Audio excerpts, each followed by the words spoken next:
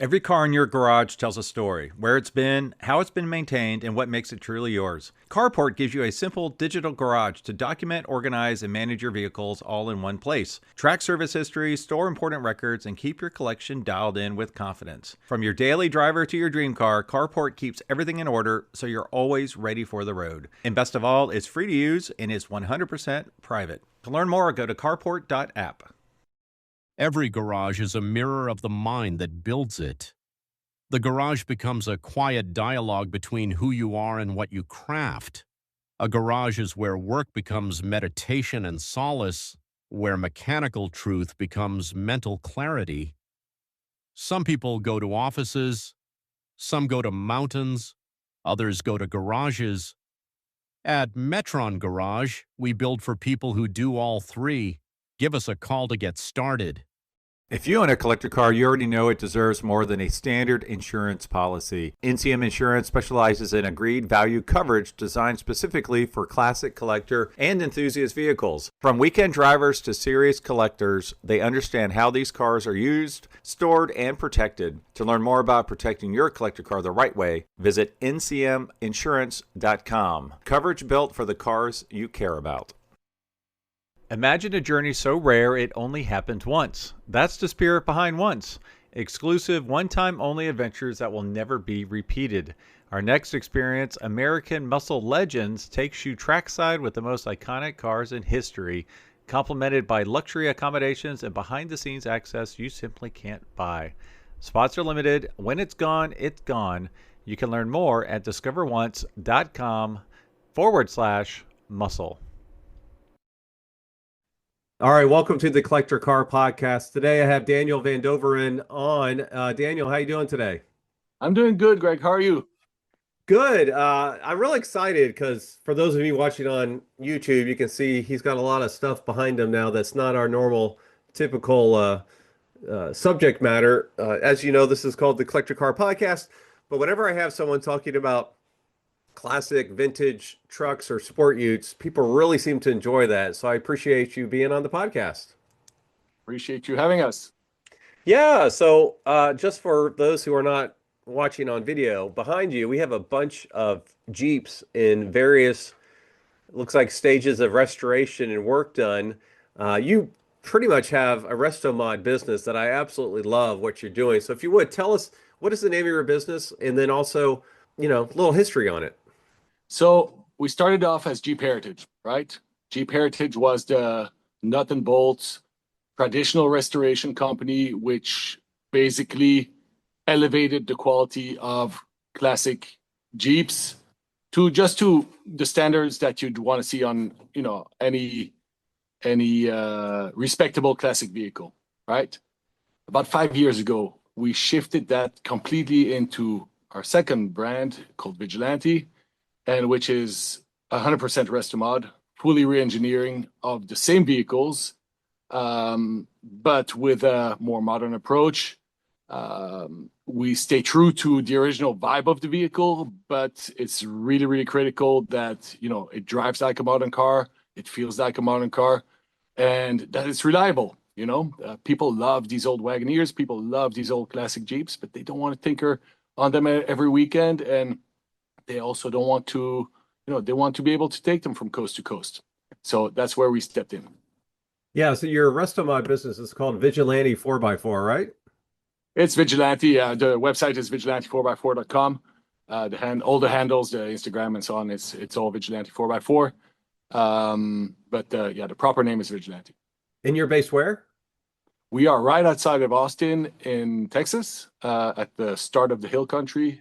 Yeah, I noticed behind you have a nice big warehouse with some big ass fans going around there. So how's the temperature down there right now?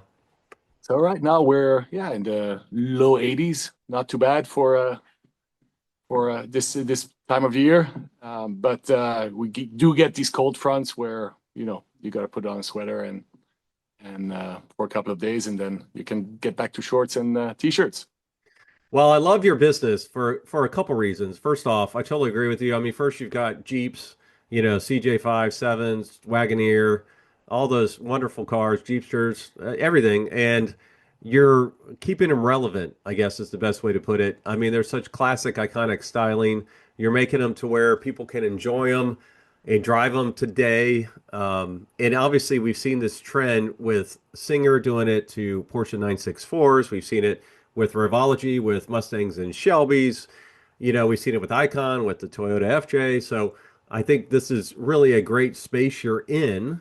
And also, what I love about, I was looking on your website, what I love about your business model is you have different tiers. So if you say, hey, I want a quote unquote entry level, you've got like your entry level price point, but then you can also upgrade it until you've got like a, 707 horsepower Hellcat engine, right? That's right. Yeah. So since we came from the stock restoration business, yeah, we kind of let that evolve through time. We now see that 99% of what we do is full Restomod. We actually stopped completely. The website does need to get a little update. The full stock restorations last year, at the end of last year, just because demand has shifted completely. And but yeah, we do offer the traditional Mopar Hemi crate engines under the hood. So it's going to be your 5.7, your SRT8 392, 6.4 liter, or the 6.2 Hellcat or Hellcat Red Eye, which produce up to 810 horsepower. So yeah, Wow. it's going from something that just needs to be reliable to something that is pretty wild to drive and fun and exciting to drive. Well, that's interesting that you had to transition your business model because I know here in Cincinnati, there's a guy that he basically takes 63 Corvette split windows and he'll make them into Pro Street or Restomods, and he'll just sell them at Bear Jackson every year. And an absolute Concours NCRS 63 split window Fuel is 300 grand on the high side, Mm. and he's selling these Restomods for 400 and $450,000. That's So it. Yeah. yeah, yeah, Yeah, I mean, how far can you take it? That's also the question. The thing, right? There's a definite evolution in the market since we started this. You were mentioning Revology, you were mentioning Icon, the Singer. These guys were the core essence of what founded this movement, right? Super respectable, hat off, and amazing. Great source of inspiration for us. We've kind of continued in that sense, and also the fact that we stay true to the Jeep brand and no other vehicles. That's really critical to us, is to stick within your rails and not do a Bronco one day and then a Scout another day. No, stay true to what you're good at yeah. and specialize in that. There has been a real market shift because people saw the interest in in the way that we did this, and there's also, I hate to say it, but there's been a transition, and I think there's also a shakeout coming now between the companies that do put out respectful products, just like Revology, like ourselves, and so on and so on, and then other brands that see the market opportunity and just try to crunch numbers and build something that looks similar to what those guys build, but it's not half as good. And unfortunately, it's unfortunate, but that's just the market, right? But yeah, we take great pride in doing what we do, and people that understand and that have followed the brand since the beginning. I mean, we're very lucky to have those clients. I mean, we've got several clients that we've built 3 or 4 cars for already, repeat customers, which is great, that have just followed us through time. I think that's a key point. You really have to get your name out there as the quality provider and restorer, Mm. and so that when people see one, they know, oh, you know what, this is a Vigilante. This isn't Joe Schmo in his garage putting this thing together. Right. Like you really need to get your name out there as you are, and that also comes down to resale value as well. You want to buy a Yeah, known brand that has been sorted. It's done well. It's done with the right craftsman, with the right equipment. Everything syncs together correctly. So that obviously I can see how important that is. That's why Singer prices have really gone through the roof because they have absolutely. built that brand. And same with Icon, Yeah. for reliability and quality. Now I have to ask, so a lot of these cars, SUVs you're dealing with, they're not worth a ton of money. I mean, yes, the Wagoneer has gone up quite a bit recently, But do you have to do any major modifications like the shock tower mounts, that kind of stuff to fit in the Hemi?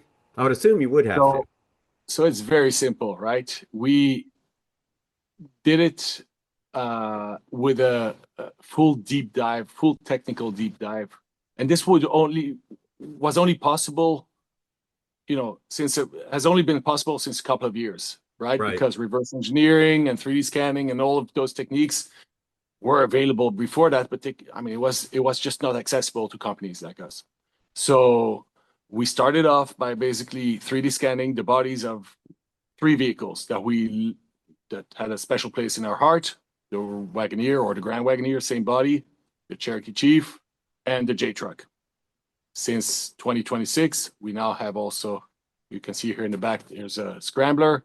We have the same platform designed for the Scrambler, and the Jeepster Commando is coming next.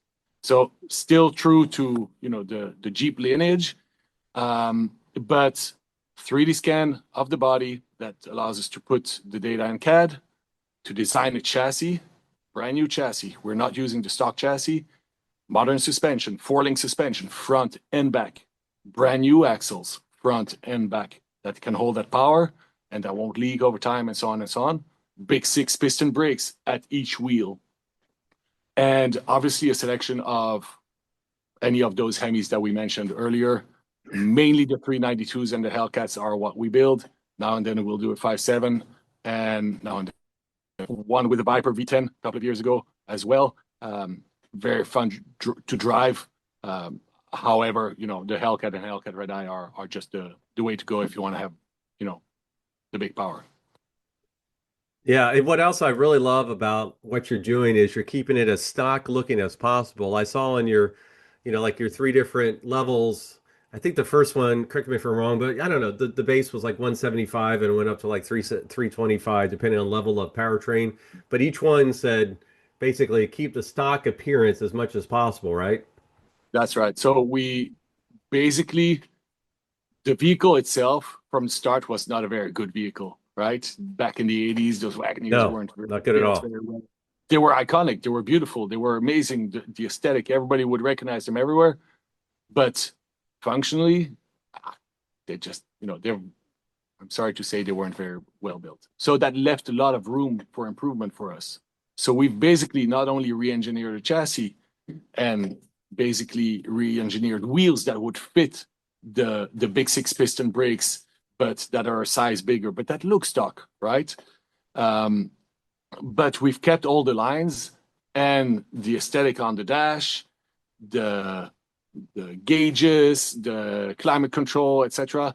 That all looks stock. The radio, it's an original radio, but everything's gutted out and basically interfaces modernly with modern climate control, with reading the data from the Hemi, enabling Bluetooth over your stock looking radio, and that you can change the songs still in a very analog way, that you very tactile way.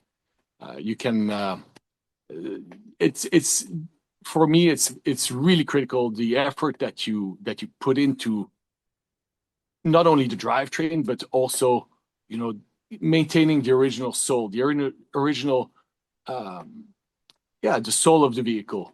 And that when you step in, sure, it's going to be reliable, it's going to drive great, but, you want to have those push on buttons for the climate control. You don't want to have little, modern dials or LED flashing lights go, on your radio.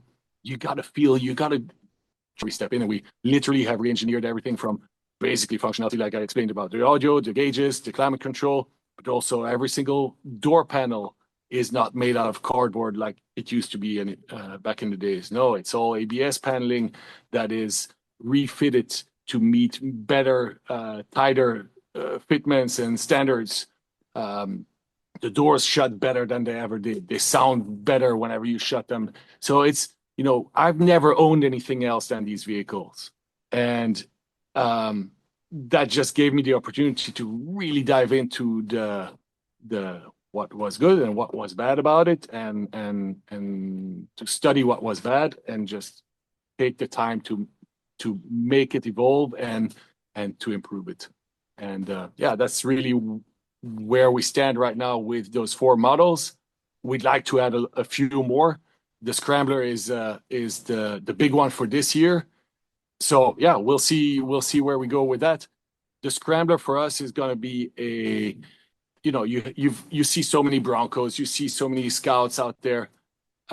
Jeep doesn't really have its smaller vehicle, fun beach cruiser. So the Scrambler is really going to fit in right there. And then the Wagoneers and the Cherokees, basically, we pushed that a step higher, along with the K5s and the bigger, the Travelers and so on and so on. Well, it's interesting. I had Dave Kinney, he does the Haggerty Valuation Guide, Mm-hmm. on a couple of weeks ago, and we were talking about the Grand Wagoneer because I think it was part of their bull market list for 2026. And he said, I had one of those when they were new, and the engine blew up at 4,000 miles. That's how bad of a car it was. And that's just amazing. And I love looking online. I love looking at the interior work that you do. Just absolutely stunning, incredible work. Now, what's the best way for our folks to learn more? Go to vigilante4x4.com. Yeah, that's probably the best way. Vigilante4x4.com. We've obviously the regular social media platforms where we have a little bit more of live features, and then my wife and I do. She each vehicle that rolls out of here, in short, we've tried to basically, she does the driving experience of that vehicle. So from a female perspective, it's also nice that to get her impression behind the wheels. She's kind of our quality control lady here in the shop, and I'll do a deep dive, just geeking out on the functionality and going into the technicality of each build, and that is all hosted on YouTube. Yeah, I was watching one of her drives earlier. Really enjoying that. Now, what's the build time? I know you have a couple that are available now, but what's the build time if you wanted to custom spec one of your own Jeeps? We are just over 2 years, which is great. It's a good moment on the big guys, right? The Wagoneers, the Cherokees, and the J trucks. The Scramblers, we are offering with an option. We're right now 12 months. We're going to try to be closer to 9 months on those.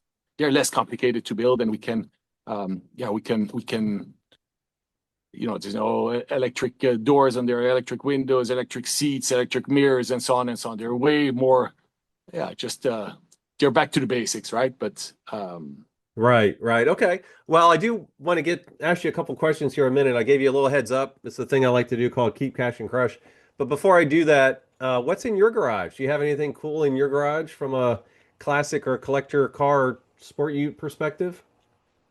and that's a tricky one, because I used to own probably 40 Jeeps as a collector, right? I've had every single low mileage vehicle.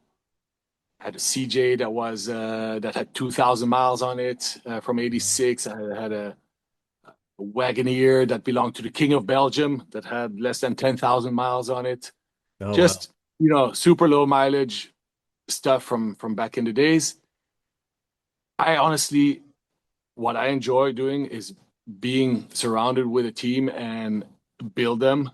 There's always one that needs to be tested. Each and every one of these vehicles, we put about 1,000 miles on them just to retorque them and just make sure everything is right, because whoever delivers a car with 0 miles on it is just crazy. So I'm always driving something else, to be honest with you. And so I don't really have a need for a car. Yeah, of course we have the family vehicles, but yeah, my heart is poured into the guys that you see here in the back, and that's what I enjoy. that's a great answer. I love that because, as I have found, most of the folks that are living and breathing the car world or SUV world don't have one because they get it through their day job, which is like the best of both worlds, Yeah, right? that's it. But it's also important that you stay in touch with kind of with the market, and so now and then we'll rent something cool out there, and just for a weekend or on a trip somewhere, something modern to stay in touch with with what's going on in the car world, right? And Yeah. then of course, if there is room for inspiration to reapply that in what we do every day, we'll do that. Right. But yeah, I don't get a bigger kick than driving these vehicles. That's my love and passion. That's awesome. Well, as we close here, I do want to play my little game with you. It's called Keep, Cash, and Crush. So it's meant to be painful. I'll give you 3 sport utes or pickup trucks, and you have to tell me which one you want to keep forever, which one you want to cash in, and which one you unfortunately need to crush. All right, so Go here for are it. the 3. The first is a 1972 Bronco, Ford Bronco. Mhm. Let's call it in really nice condition, but this is the I don't know if it's Stroop or Strope. It's the Yeah. Strope edition, the Okay. Baja Rally edition. The next one's a 92 Mint GMC Typhoon. So Oh, very early, hot, performance sport ute. And then the third one is a newer one, a 2024 Dodge Durango, but it's the SRT Hellcat Silver Bullet with 20,000 miles. So that's the 20th, I think it's the 20th anniversary one of the SRT engine. So yeah. 72 Bronco Stroke, 92 GMC Typhoon, 24 Dodge Durango, SRT Hellcat Silver Bullet. Which one would you keep forever? Which one would you cash in? And which one would you crush? I would cash in the Bronco. I would. And there it becomes difficult because my wife has daily drives that Durango, so I'm gonna get in trouble if I say I'm gonna. But no, the Typhoon is great. I have driven that back in the days. It was great little. I mean, it was fast, right? Yeah. So in between those two, I think, yeah, I can't decide. But the Durango probably is a keeper just to stay in good.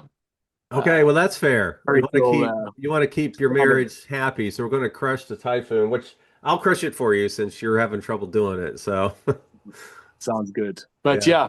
yeah, it's no, that's actually a great modern car. It's got incredible towing capabilities. We tow these guys here in the back, uh, 5,600 pounds.